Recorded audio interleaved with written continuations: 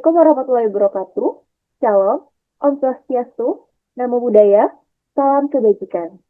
Kami, mahasiswa dari Sekolah Tinggi Ilmu Ekonomi YAI, mata kuliah akuntansi keuangan lanjutan, akan membawakan sebuah materi, yaitu kita akan meneliti tentang laporan keuangan dari Yellowchicken. Yang pertama ada konsinyasi. Jadi, apa sih konsinyasi itu? Konsinyasi adalah suatu sistem atau perjanjian bisnis di mana pemilik barang konsignor menitipkan barangnya kepada pihak lain konsignor untuk dijualkan tanpa menyerahkan hak kepemilikan atas barang tersebut. Dalam sistem ini, pihak yang menerima titipan barang tidak diwajibkan untuk membeli atau membayar barang terlebih dahulu, melainkan hanya bertugas menjual barang tersebut dan akan memperoleh komisi dari hasil penjualan sesuai kesepakatan. Kepemilikan barang tetap berada pada pemilik sampai barang tersebut berhasil dijual oleh pihak penerima titipan. Akuntansi konsinyasi mencatat transaksi antara pemilik dan penerima barang berdasarkan perjanjian ini, sehingga memastikan bahwa barang yang dijual telah dibayar dan komisi diberikan secara tepat. Sistem konsinyasi banyak digunakan dalam praktik bisnis, terutama dalam pengelolaan barang di toko atau gudang, karena memberikan fleksibilitas dan efisiensi dalam penjualan tanpa harus langsung menjualkan atau membeli barang secara langsung. Next slide. Profil usaha Yellowchicken, nama usahanya adalah Yellowchicken. Jenis usaha yaitu kuliner yang menyiapkan makanan siap saji yaitu ayam ungkep kuning. Pendirinya adalah Bapak Niko, tanggal berdiri pada Agustus 2023. Produk unggulannya ayam ungkep kuning, resep turun-temurun. Berikut deskripsi singkatnya. Yellowchicken adalah usaha kuliner yang mengusung konsep makanan rumahan berbasis resep keluarga. Didirikan oleh Bapak Niko pada Agustus 2023. Yellowchicken menghadirkan ayam ungkep kuning yang diolah dengan resep turun-temurun. Menghadirkan cita rasa yang otentik khas Nusantara yang kaya akan rempah dan menggugah selera.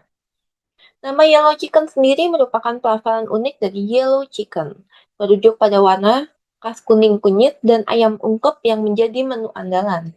Produk ini dikemas secara higienis dan praktis. Cocok sebagai lauk harian, bekal maupun stok makanan di rumah.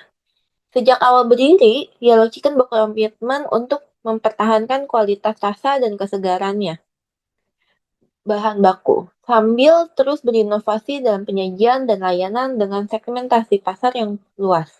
Yellowchicken menawarkan konsumen dari berbagai kalangan yang mencari makanan praktis namun tetap lezat dan sehat. Pencatatan transaksi menurut objek observasi. Pada bulan Agustus 2023, Bapak Niko mengadakan perjanjian dengan Bapak Sandro. Isi perjanjian tersebut antara lain, Bapak Niko menitipkan ayam Yellowchicken kepada Bapak Sandro sebanyak 30 packs. Dan Bapak Sandro berhak atas komisinya 10.000 per packs dari hasil penjualan. Dan semua biaya ditanggung oleh Bapak Niko. Lalu transaksi yang berhubungan dengan perjanjian konsinyasi untuk setiap bulannya, Bapak Niko mengirimkan 30 packs ayam Yellowchicken pada Bapak Sandro dengan harga pokok 30.000, dengan harga ayam Yellowchicken per pack 60.000. Seperti yang ditulis di atas, Bapak Sandro itu berhak mendapat komisi 10.000 dan Bapak Niko mendapatkan keuntungan sebesar 20.000. Lalu Bapak Niko membayar biaya packing sebesar 15.000. Bapak Sandro menerima kiriman packs 30 packs ayam Yellowchicken dari Bapak Niko. Yang keempat, Bapak Sandro berhasil menjual seluruh barang dagangannya. Lalu Bapak Sandro mengirimkan uang ke Bapak Niko sebesar 1,5 juta. Lalu Bapak Sandro mengirimkan laporan hasil penjualan ke Bapak Niko atas barang yang sudah terjual. Oke, kita akan masuk ke laporan keuangan. Nah, kebetulan si pihak konselor Bapak Nikonya itu tidak bisa membuat laporan keuangan. Jadi, kelompok kami membuat laporan keuangan menurut yang sudah diberikan datanya oleh Pak Niko. Gitu. Yang pertama ada pengiriman barang, yaitu konselor mencatat pengiriman barang, yaitu perhitungannya 30 pack ayam yellow chicken dikali 30.000 itu harga pokoknya. Nah, itu sebesar 900.000. Nah, jurnalnya itu konsinyasi keluar pengiriman barang di debit sebesar 900.000, persediaannya di kredit sebesar 900.000. Nah, dari sisi konsinyanya itu tidak ada jurnal karena dia tidak mencatat kesediaan. Nah, yang poin keduanya ada pembayaran biaya packing, yaitu jurnalnya konsinyasi keluar biaya packing sebesar 15.000 di debit dan di kasnya sebesar 15.000 di kredit. Dan yang paling ketiga ada biaya promosi. Kebetulan dari pihak Bapak Niko atau Bapak Sandro tidak melakukan biaya promosi, jadi tidak ada jurnalnya. Nah, yang keempat ada pengiriman uang, yaitu perhitungannya 30 pack ayam yellow chicken dikali 50.000. Nah, 50.000-nya ini harga jual dari Bapak Niko ke Bapak Sandro. Tuh, jadi totalnya 1.500.000. Nah, jurnalnya itu kasnya di debit sebesar 1.500.000 dan konsinyasi keluar penjualannya di kredit sebesar 1.500.000. Sedangkan di pihak konsigne mencatat penjualannya kas di debit sebesar 1.800.000 dan di kreditnya konsinyasi masuk penjualan 1.800.000. Nah, kenapa 1.800.000? Karena si Bapak Sandronya menjual satu paketnya ayamnya itu sebesar 60.000. Boleh di next video. Nah, yang kelimanya itu ada perhitungan penjualan. Itu penjualannya sebesar 1.800.000 dari pihaknya Bapak Sandro, kita mencatat. Nah, kebetulan dari yang awal tadi ada biaya komisi sebesar 10.000 dikali 30 pack sebesar 300.000. Nah, itu dikurangi. Jadi, jumlah yang diterima oleh Bapak Niko sebesar 1.500.000. Nah, yang dari sisi konsumennya, mencatat penjualannya pengiriman uang kepada Bapak Niko yaitu sebesar konsinyasi masuk penjualan di debit sebesar 1.500.000, sedangkan kasnya di kredit sebesar 1.500.000. Nah, yang keenamnya itu si konsignor mencatat menutup biaya dan pendapatan.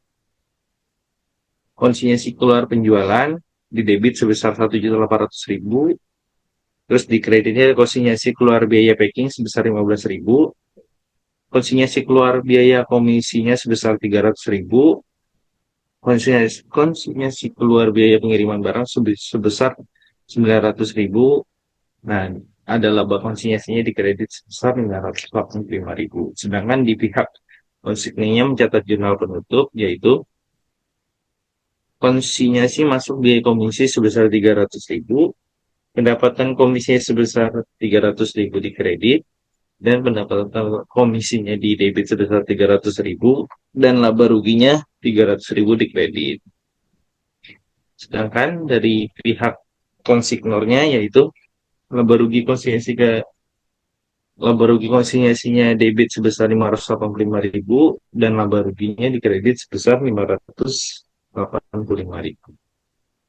Untuk selanjutnya boleh dijelaskan pada. Baik, selanjutnya kita akan membahas mengenai kekurangan Yellow Chicken dalam penerapan akuntansi konsinyasi. Jadi seperti yang dikatakan sebelumnya, untuk laporan sendiri dari Yellow Chicken tidak ada. Jadi laporan di slide sebelumnya itu hasil dari diskusi kami terkait laporan yang seharusnya dibuat.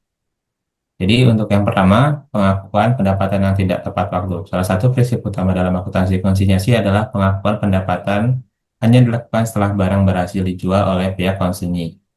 Di Yellowchicken, pengakuan pendapatan seringkali dilakukan sebelum barang dijual ke pihak ketiga. Hal ini bertentangan dengan prinsip akuntansi yang mengharuskan pendapatan diakui saat barang sudah terjual dan pembayaran diterima. Kesalahan dalam pengakuan pendapatan ini dapat menyebabkan laporan keuangan yang tidak akurat dan mempengaruhi keputusan manajerial yang berbasis pada data keuangan tersebut. Lalu yang kedua, ada pencatatan persediaan yang tidak jelas. Dalam sistem konsinyasi, persediaan barang harus tetap tercatat di sisi konsinyur atau pemilik barang. Namun, dialogkan pencatatan persediaan tidak selalu dilakukan dengan tepat. Beberapa barang yang dititipkan belum tercatat secara jelas dalam buku besar perusahaan, sehingga menyebabkan ketidakjelasan dalam laporan persediaan dan pengendalian inventaris. Hal ini dapat menambah risiko kehilangan barang atau kesalahan dalam perhitungan persediaan. Boleh next. Lalu yang ketiga ada ketidakpatuhan terhadap PSAK nomor 23. Yellow Chicken juga mengalami kesulitan dalam menerapkan PSAK nomor 23 yang mengatur pengakuan pendapatan. Akuntansi konsinyasi menurut PSAK nomor 23 mengharuskan bahwa pendapatan hanya diakui setelah barang dijual kepada pihak ketiga dan pembayaran diterima. Namun, praktik di Yellow Chicken menunjukkan adanya kecenderungan untuk mengakui pendapatan terlalu awal, bahkan sebelum barang berhasil dijual. Ketidakpatuhan terhadap standar ini dapat menyebabkan laporan laba rugi yang tidak mencerminkan kondisi keuangan yang sebenarnya. Lalu yang keempat, ada keterlambatan dalam pelaporan dan penyelesaian keuangan. Yellow Chicken juga menghadapi masalah dalam hal pelaporan dan penyelesaian keuangan yang tidak tepat waktu. Laporan transaksi konsinyasi yang diterima dari pihak konsinyasi tidak selalu disampaikan sesuai dengan jadwal yang telah disepakati, sehingga menyebabkan keterlambatan dalam penyelesaian laporan keuangan. Hal ini berpotensi menghambat proses audit dan dapat merugikan perusahaan karena keputusan yang diambil berdasarkan data yang terlambat dan tidak akurat. Boleh next. Yang kelima adalah kurangnya pengawasan terhadap barang yang dititipkan. Pengawasan terhadap barang yang dititipkan kepada pihak konsinyasi di Yellow Chicken juga masih kurang efektif. Meskipun terdapat ketentuan mengenai tanggung jawab pihak konsinyasi untuk menjaga barang yang dititipkan, implementasinya seringkali tidak terpantau dengan baik. Akibatnya, terdapat risiko kehilangan atau kerusakan barang yang tidak tercatat dengan jelas dalam laporan keuangan. Lalu yang terakhir, di poin ke-6, kurangnya pemisahan administrasi barang konsinyasi. Pada Yellow Chicken, seringkali administrasi barang konsinyasi tidak dipisahkan dengan jelas dari barang-barang milik perusahaan. Hal ini dapat menyebabkan kebingungan pengelolaan barang konsinyasi dan barang milik perusahaan dalam pencatatan. Pemisahan yang kurang jelas ini menghambat identifikasi barang yang masih dalam proses penjualan dan barang yang telah laku terjual. Baik, yang selanjutnya kita akan membahas tentang akuntansi konsinyasi berdasarkan PSAK nomor 23. Ini revisi dari kelompok 1. Penerapan akuntansi konsinyasi yang sesuai dengan PSAK nomor 23 atau penyataan standar akuntansi keuangan sangat penting untuk memastikan bahwa transaksi yang tercatat dalam laporan keuangan perusahaan mencerminkan kondisi yang sebenarnya dan sesuai dengan prinsip akuntansi yang berlaku.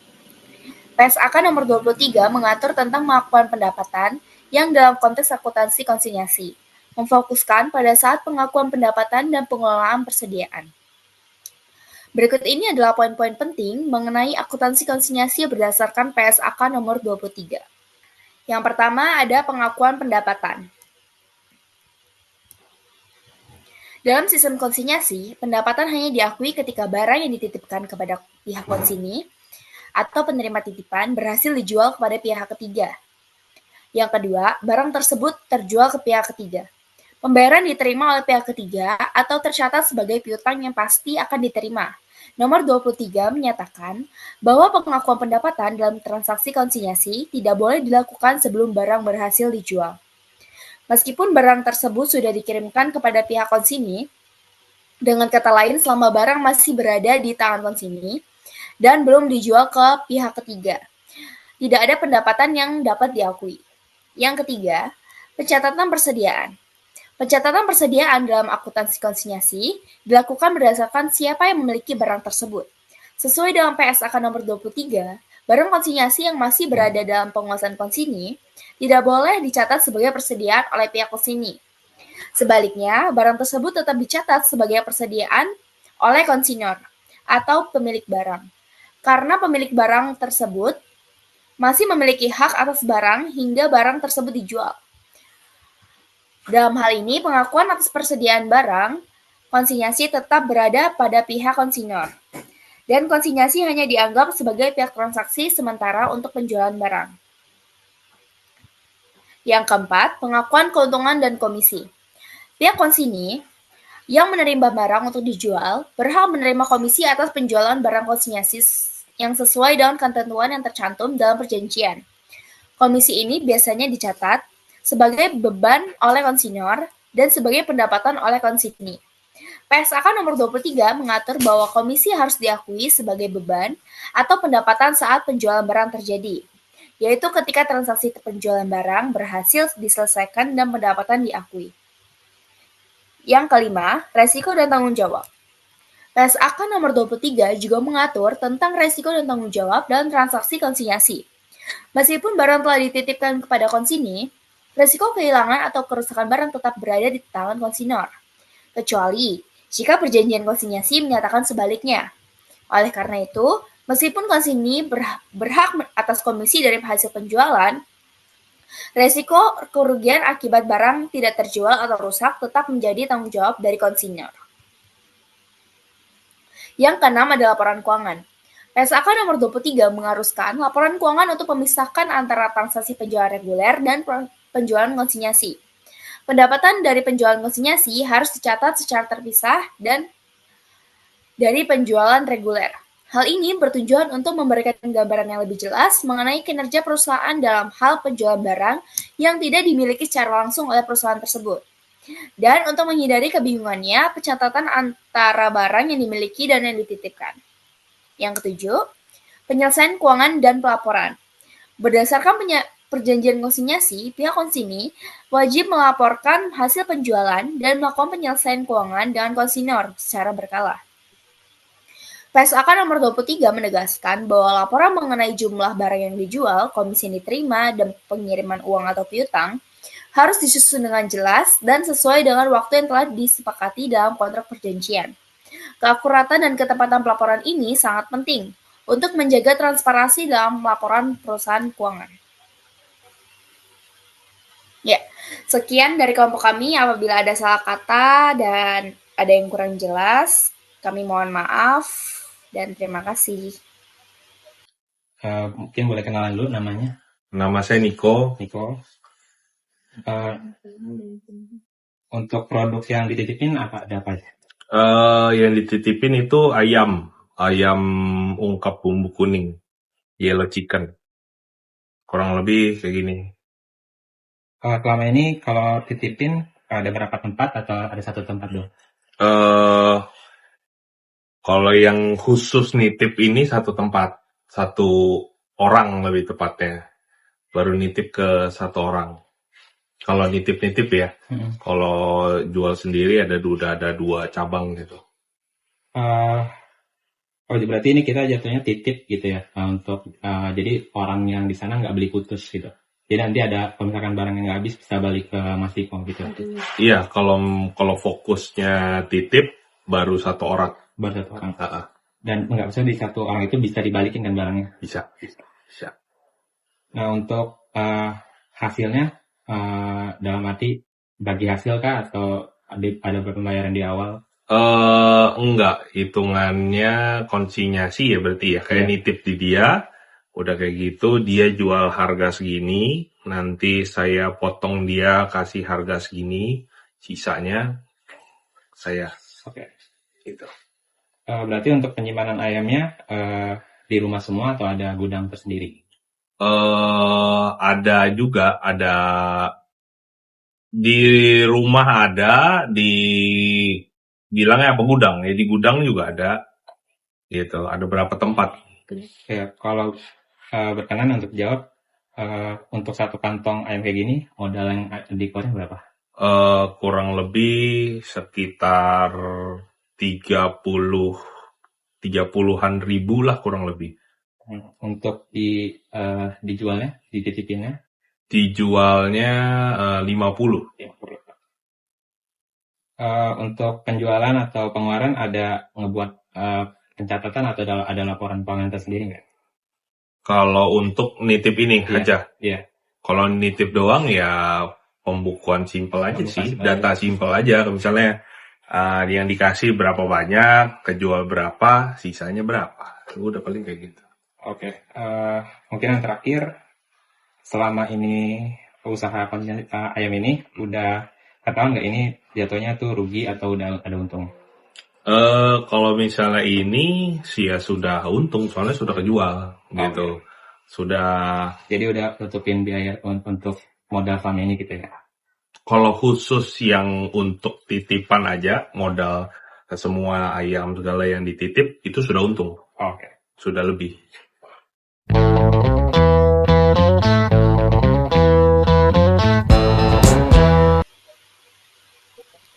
Baik, sekian presentasi dari kelompok kami. Kami akhiri dengan ucapan wassalamualaikum warahmatullahi wabarakatuh.